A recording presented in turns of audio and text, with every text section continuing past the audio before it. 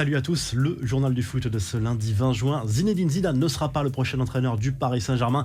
L'ancien technicien du Real Madrid a bien discuté avec les dirigeants qataris.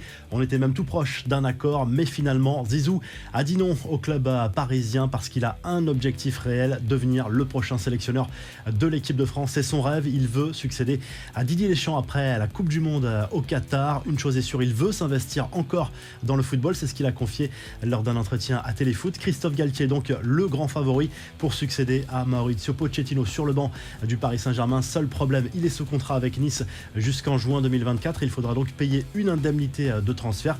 De son côté, la presse espagnole évoque ce sujet et la difficulté du club parisien à trouver des entraîneurs. Voici pourquoi, selon Marca, qui explique que la plupart ont peur du vestiaire parisien. Les infos et rumeurs du mercato, le PSG a bien tenté de jouer un vilain tour au Real Madrid. Le club parisien a fait tout son possible pour recruter Vinicius Junior, auteur de la meilleure saison de sa carrière avec le champion d'Europe.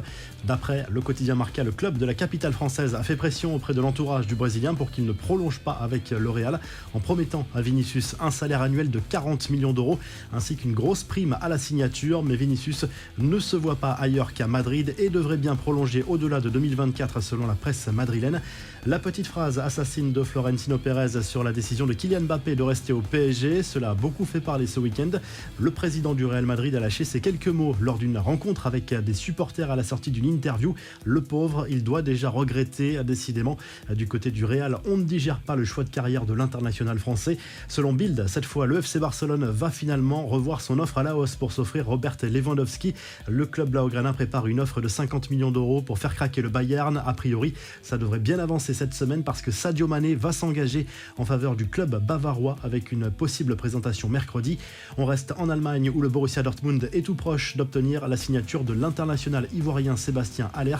Un accord total est désormais imminent pour l'actuel attaquant de l'Ajax Amsterdam.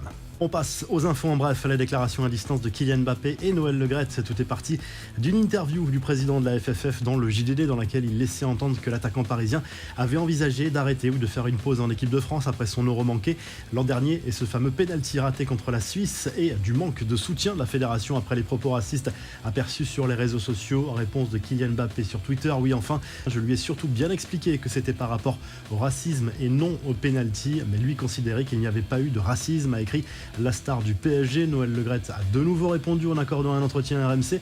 Il a surtout calmé le jeu, assurant être d'accord avec lui et avoir bien compris le message du joueur. Neymar, lui, a répondu sur Twitter à ceux qui critiquent son hygiène de vie. Le Brésilien se trouve actuellement aux États-Unis pour assouvir son autre passion, le poker. Tu ne peux pas fêter l'anniversaire de ta grand-mère, ton fils, ta femme et surtout le tien. Être un athlète n'est pas facile, être heureux seulement après la fin de sa carrière. Quelle folie, a écrit la star du club parisien en soutien à un joueur viré par son propre club au Brésil pour avoir fait une fête le jour de son anniversaire. Neymar, qui par ailleurs a connu une drôle de mésaventure lors d'un tournoi de poker, justement, la star du PSG a bien failli être viré de la salle par un agent de sécurité qui ne l'a pas reconnu tout de suite et qui croyait qu'il regardait simplement les autres joueurs. De passage, lui aussi à Las Vegas, le joueur de Manchester City, Jack Grealish, s'est fait remarquer pour sa passion pour la fête, lui aussi avec des ardoises bien corsées, selon le Sun, l'international anglais, et ses amis, dont le joueur de West Ham, Declan Rice, ont été aperçus en boîte de nuit profitant d'un forfait VIP à 93 000 euros comprenant 116 bouteilles de champagne, de quoi inviter beaucoup de monde. Dani Olmo, lui, s'est fait braquer en pleine rue à Valence, comme le rapporte la presse espagnole. Un homme lui a dérobé une Rolex d'une valeur de 30 000 euros avant de fuir en voiture. Son frère a été blessé en tentant de rattraper le voleur. Il s'est fait traîner sur quelques mètres par le véhicule en fuite.